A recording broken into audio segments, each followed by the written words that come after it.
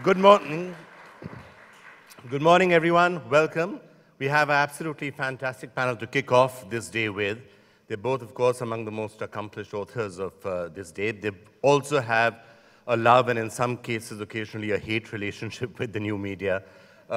They've used it in pursuit of what they've been trying to do. Harry, in particular, has also been using it for some of the social activism that he's done recently, including occupying Wall Street. Shashi has used it to raise lots of issues. He's occasionally been singed by it as well. So why don't I just get straight to it and allow you to talk instead of me doing all the talking. We're talking about the promise and the perils of new media, and who better than you, Shashi, to talk about the perils of it? I can't think of too many people who may have lost their jobs thanks to new media. Well. No, actually, I think the exciting thing about new media, or the perils of it, were probably greater for the likes of Hosni Mubarak than for Kunzru and Shashi Tharoor. I mean, what's interesting... I mean, in a sense, both of you could have lost your jobs thanks to new media. Well, I mean, at least there's been this argument that the so-called Arab Spring was fueled by new media. I'm not actually totally sold on that. But there has been this perception. In fact, apparently an Egyptian father named his daughter Facebook. And there's a wonderful piece of internet graffiti going around which shows the word Egypt made up of the E of email and the G of Google and the Y of Yahoo and so on, and T of Twitter. Forgotten what the P was, but anyway, that is essentially the perception across the West. I would argue that it may have something to do with helping generate change, but that probably in the Arab world, the sort of one generation earlier, mass television, satellite television, and SMSs may have had a bigger contributory role in actually changing what happened in the Arab world and actually getting people together to articulate their frustrations with the Arab regimes that then eventually came down. But what this whole thing has demonstrated is that, yes, there are perils, as you put it. With new media, it's a great way of actually going viral over an issue. It's a tremendously effective way of intensifying a set of feelings. And the sustainability of the protests that we saw in Tahrir Square or indeed earlier in Tunisia, that sustainability might not have been possible without new media to kick it off and keep it running. I think that's a fair comment, actually. It's an organizational tool rather than something that's going to create the political sentiment that will drive a movement like that. And certainly in situations like Egypt, where the mass media isn't trusted by the vast majority of the people, it's possible for alternate messages to get out about what's happening, especially when those events are very fast moving, like things that were happening in Tahrir and things that have happened since the date of the revolution. Yeah, old media happening. Do you want to take that? No, I'm trying to put that on silent. So much for giving instructions to everyone to switch off your mobile phone. Now you have got to make sure that it's on Hazare mode. Maun Vrat. Maun Vrat. Okay, Hurukai. So, perils of new media and mobile phones. As demonstrated here. As demonstrated. Sorry, so I just want to get into this now. When you're doing a movement, whether it's Tahrir Square, or people thought you were actually present at Tahrir Square, though you were sitting in California. Well, I, like many people around the world, became obsessed with what was going on in Egypt and Tunisia, and very frustrated by the very, very poor coverage, certainly in the early days, that was happening from broadcast media in UK and the US and in other places. That, had I relied on CNN or various of the other news sources, broadcast news sources, I really wouldn't have understood the situation, let alone had a proper view of what was happening. But by following key people on Twitter, I mean, there's a journalist called Andy Carvin, who's a National Public Radio journalist in the States, who curated a huge feed of different sources from across the Arab world and was basically acting as a conduit for information to people like me who didn't have any sort of interface to the activists who were directly making this happen.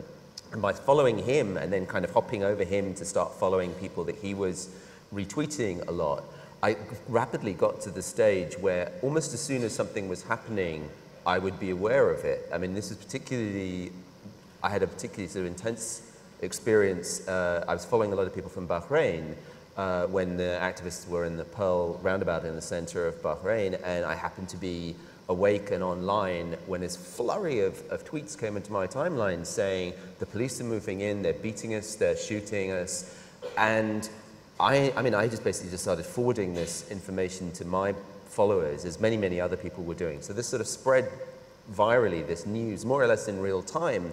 So it's that kind of involvement. And from a distance, if you're not maybe paying attention terribly closely, you see a guy with a funny non-Western name and a brown face in his profile. I was getting these, "You're so brave, stay safe" tweets. I was at Venice Beach in California. I mean, I was so far away from danger. You could have to worry about your safety there too. Of course, in a different way. In a different Run way. over by a skateboarder. Shashi, this is of course the promise of new media, but can we overstate the promise? In a country like India where so many people just aren't connected, it's all very well to say that Facebook and Twitter are going to change the world, but at a time when I would venture to say 95% of people in India may not have, are probably not using it, may not have even heard about it. So how far is that going to go? We can overstate this even in situations where it did get a lot of attention. So Bahrain, the protesters did not prevail. Absolutely. Iran was actually the first poster child of the Twitter revolution. And you have to accept that though it perhaps may have helped contribute to sustained global interest for 2 or 3 months, in the end, the authorities' crackdown worked. So let us not ever assume that a means of communication, even one as exciting and viral and therefore widespread as modern social media, that a means of communication can ever in itself determine an outcome. It can't. Let me say on the same time, and I think I can already sense Hari wants to come in, but just to say that having pointed to the fact that there are limitations, your Indian example may not entirely be the right one. We have an internet penetration rate of about 15% of our population. But a great number of those who are left out of that 15% can have access if they wish. For example, as an MP, I get petitioners coming all the time. And very often they come with things that I need to forward to people. I say, it'll save a lot of time if you can get this to me on email. And they will find an internet cafe, or they will find a friend who has a computer. There are various ways in which people, if they want to use the internet in India, can do so beyond that 15%. Having said that, obviously they're not going to be in some protest square with their SMSs are going to be more important. And in India, from everything to internet banking to using it for other purposes of access, you will find that mobile phones and SMSs will probably always matter more in India than Twitter and Facebook. At least for the moment. Right? Things could change at a certain period of time. What's happening with the Occupy Wall Street movement, which you've been closely associated with? Obviously, Occupy Dalal Street doesn't seem to have had quite the same effect. But I mean, Occupy Wall Street is a very interesting phenomenon in that essentially it's provided a focus for a sentiment and a rather sort of inchoate set of feelings about the role of financial institutions and in the global economy. I mean, by being physically present, I mean, let's face it, this would not have the rhetorical and metaphorical power that it does have if there weren't some actual people camped in tents in the shadow of the great towers of the banks of downtown Manhattan and actually right next to the World Trade Center site, which is another sort of dimension to this. But the Occupy Wall Street movement has its force because it's virtually present. And is a sort of available for use. It's available as a sort of set of ideas and it's available to people globally through things like the hashtag Occupy Wall Street. It's stimulated a huge debate. There's the criticism that's been leveled by many people so far at this movement is that there's not a program. There's not a set of demands. It's not attempting to interface with legislators in order to bring about determinate things. But in a certain way, it's actually gained a sort of snowballing force by not making a particular set of demands, by kind of being this sort of magnet for which a lot of unspoken things about income inequality, can be uttered and expressed. I mean, what's happening now with it is that it's I think it's now got a secure foothold in New York, but the attempts to set up physical presences in most other American cities have been squashed, in some cases quite brutally. I mean, in Oakland, for example, where interestingly most of the protesters were black and Latino, the police action was extremely heavy-handed, extremely violent, and the police and the mayor who sent those police in were very, very shocked by the wave of reaction that they got from cell phone video and all the things we've become accustomed to from street protest, kind of being fed around the world, and then a great deal of anger coming to them.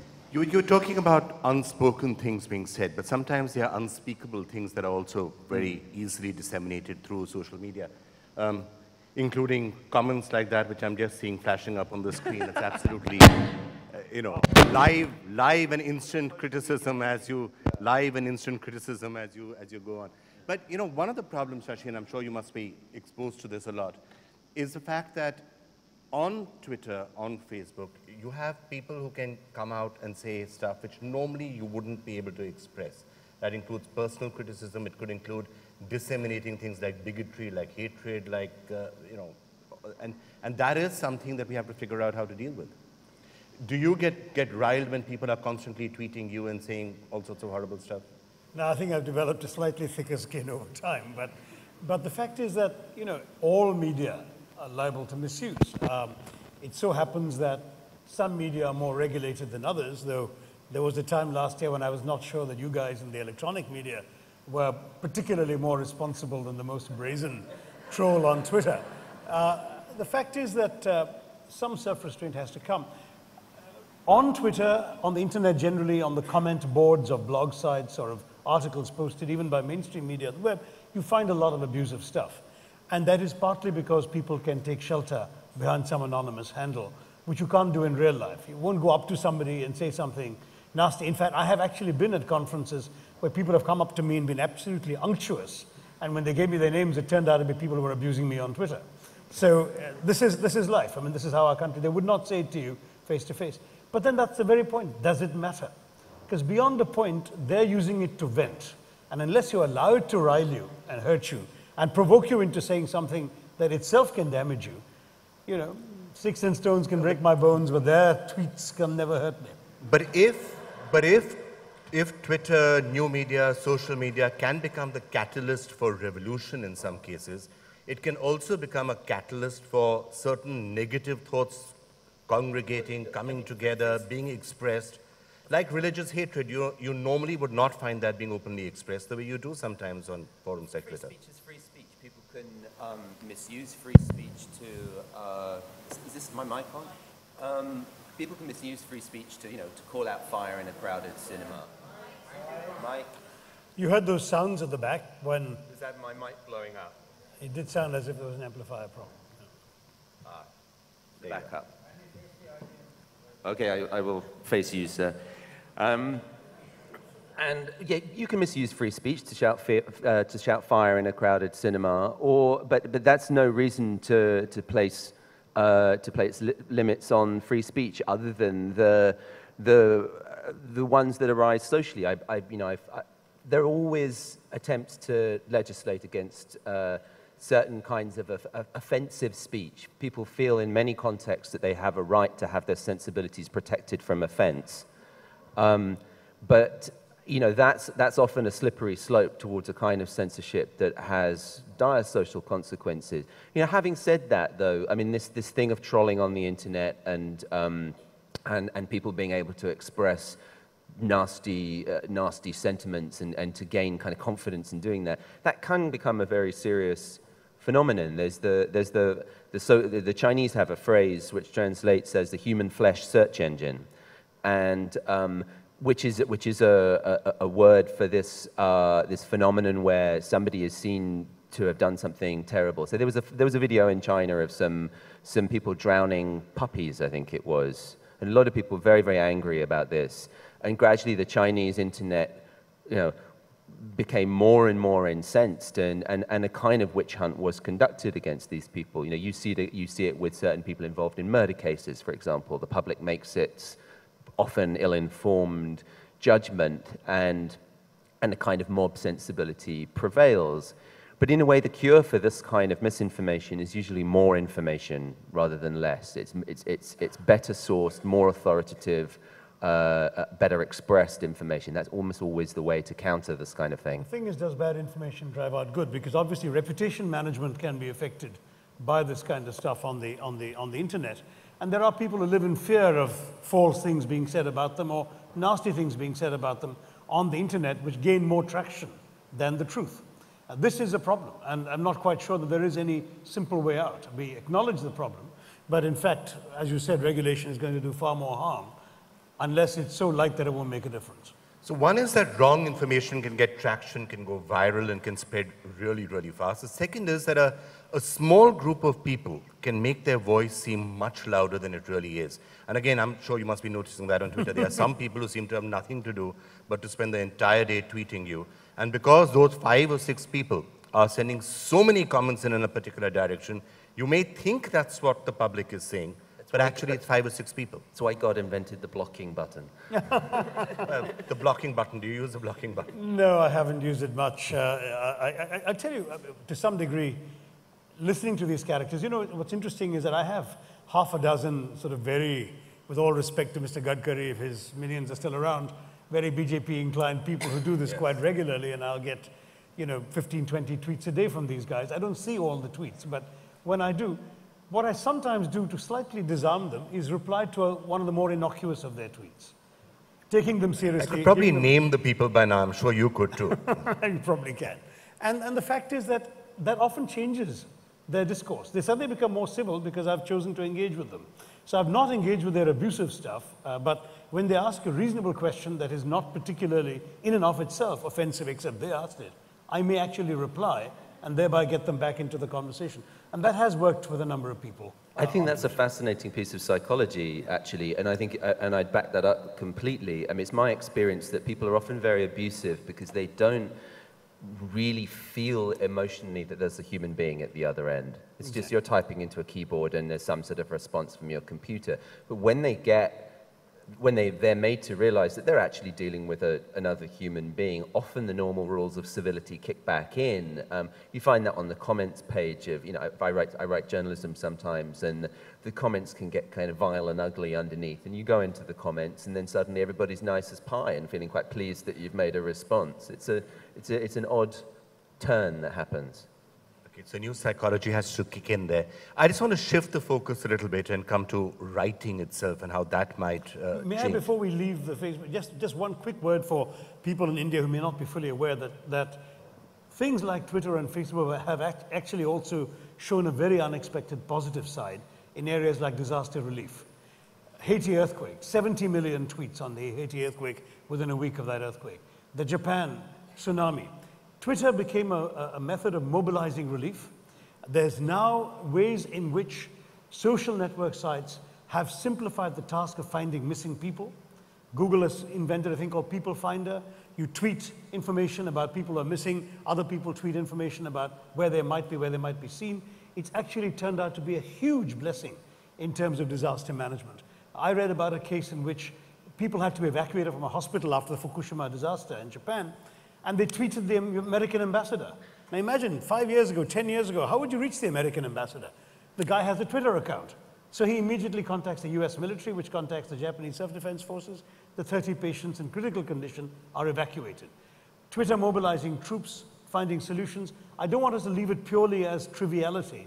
There's a lot of serious good work that's emerging from modern media as well that's actually helping change lives. No, I think that's right, and I think certainly in some areas and in some professions as well, it's a very, very powerful tool for any of us. For journalists, for example, it's quite often becoming your first source of information about something, and you're getting information right from the ground, which you then have to sometimes curate. You can't completely believe everything that you're hearing, but you do often get to keep track of what's happening faster and better on Twitter than you do elsewhere. And I remember when I tweeted a disaster in my constituency, a poor girl who got run over by a train and lost her legs, 12th grade, about to miss her exams, family in desperately poor conditions.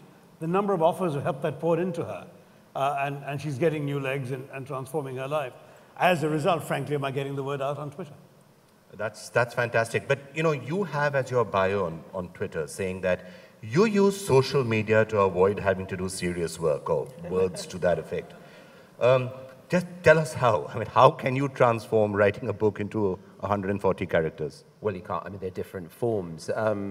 My slightly tongue-in-cheek bio is that it's a work avoidance tool, and there, you know, there is a serious discussion to be had about concentration. I mean, when you're kind of buffeted by streams of media input in various forms, it's very hard to clear that mental space that you need to write fiction, which involves a sort of sustained meditative state of mind. And, you know, on a bad work day, I can spend all my time pretending it's absolutely vitally important for me to keep up with whatever the news story of the day is by following 50 new people on Twitter or making Facebook posts or whatever it is, instead of doing what I'm supposed to be doing. So it seems to be one of the key tools of modern life and productivity, is to know when you're on and when you're off. And I make a point of being off completely at certain times, and there is at those times a sense of profound pleasure and relief. Right. Is there an element of strong creativity that can come into that in 140 characters? I guess it has happened in the past. We used to have haiku once upon a time. Or haiku still exists, of course. Is this the haiku of the modern era? Trying to be as creative as you can in as few characters as possible? I don't know. I think the character restraints limits creativity beyond a certain point. Though I gather Salman Rushdie has just done a limerick on Kim Kardashian, which is all the rage of Twitter. So I suppose you can. That's so Salman, isn't it? And that's so Salman. I mean, but you can, but not, I think, very seriously. There is something called Tales on Tweet going around, asking people, famous writers and others, for stories of less than 140 characters, and some of those are up there. I mean, it can be done, but only up to a point. I think really it's more an information medium. I'd rather see, as we are seeing, the Indian Ministry of External Affairs or the Post and Telegraphs Department or even the Delhi Police going on Twitter to give important, necessary, useful, immediate information, rather than us trying to turn it into a form of literature. Do you agree with that? Yeah, I mean, I must confess not to being terribly interested in most of the literary attempts that have been made on Twitter.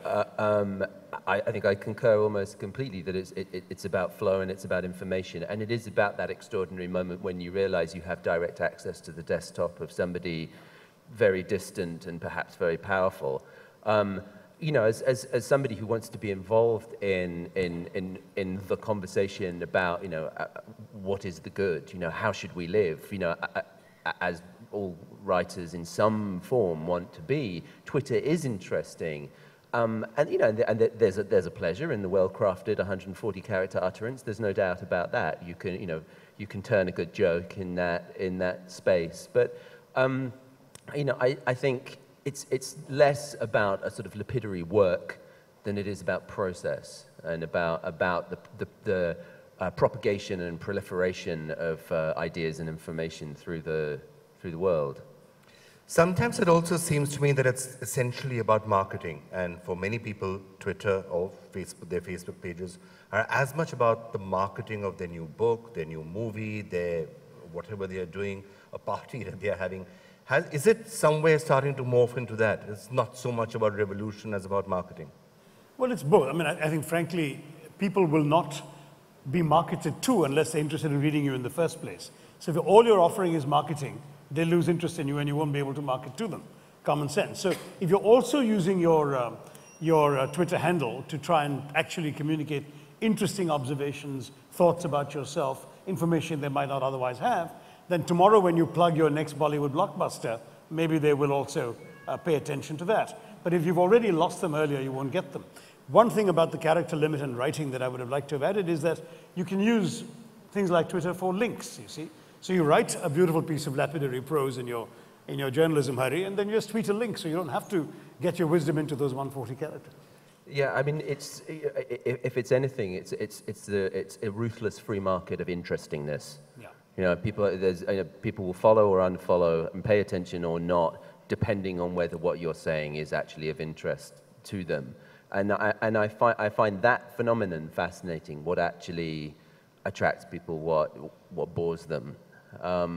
And, you know, and it's often slightly humbling. Yes, your wonderful, well-turned utterance falls into profound silence, and then the thing you tweet about Kim Kardashian gets 100,000 people.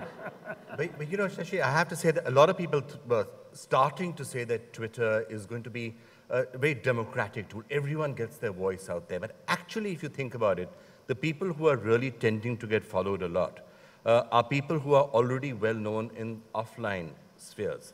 You know, if you look at the top tweeters in India, most followed is what you, Priyanka Chopra, Shah Rukh Khan, Sachin Tendulkar, yeah. Sachin Tendulkar. The people who are only on Twitter would be lucky to get 5,000, 6,000, 8,000 followers. That may You have be 1.5 million. true. I personally have tried to follow some quote-unquote ordinary folks who sent me an interesting tweet or whatever, and I looked at some of the other stuff they've been tweeting, and I followed them. So I have a mixture. I suspect most people do, actually, and everyone will follow personal friends who may not be household words themselves. But yes, it's often the individual tweet by somebody with 10 followers that is picked up by somebody with 1 million followers that can make an impact. Probably you're right there. Okay, the first bell has rung, so just before we leave, to again shift the focus a little bit, I just wanted to ask you both as authors, how concerned are you about a different type of new media, the fact that it's all moving digital onto iPads? Is that going to completely destroy models? I had people who were reading Walter Isaacson's biography of Steve Jobs in perfect EPUB format on their iPads minutes after it was released because somebody had pirated it on the internet. We've seen this obviously already in movies, in music. Is the publishing industry about to change completely? Well, yeah, clearly the publishing model is changing completely, and the downside of easy copying is, of course, piracy and perhaps loss of revenue for creative people. The upside is a kind of a possibility of a much more direct relationship between the reader and the writer. I mean, the people who need to be very worried about this are large publishing firms who depend on physical distribution for their revenue. I mean, the people I don't need to be financing are a large old-fashioned marketing department and a fleet of trucks to take physical books around. At the point where I can perhaps write a Word document and place it for sale on an interface that I own and manage, you know, then really all you're into a very pure kind of information business. So there are strong upsides there. You're already seeing this in some fiction publishing where a few admittedly already well-established genre writers, a couple of thriller writers in particular I can think of, have declined to sign conventional publishing contracts with advances and instead opted to self-publish effectively and distribute through Amazon or iTunes or one of the other available portals. And that means they can take 70 or 80% of cover price rather than a 10% royalty, and hence clearly need to sell much fewer units in order to make a living. And you know, and if it's just a question of supporting me rather than sending the head of marketing on a nice vacation to the Maldives, then you know your overheads are smaller. All right, Shashi, we are about 5 seconds away from the final bell, so any closing comments from you? No, I'd just say that I think that social media is obviously here to stay, that we overestimate its impact sometimes, I think, at our own peril, but we certainly should not underestimate it. Some might suggest there's information overload. There's something like 140 million tweets a day, 1 billion a week. So obviously that's more than any human being is ever capable of digesting. But I think that also represents an opportunity for those who actually want to use it constructively. And that's, for example, why I think I'm glad that the Ministry of Foreign Affairs in India is using it and other government bodies. I hope that more and more our governance takes advantage of these means of communication to increase accountability and transparency of our democracy. At balance, in a democracy, social media can be an asset if we use it well. Shashi Tharoor, Kunzru, thank you so much. It's been a pleasure.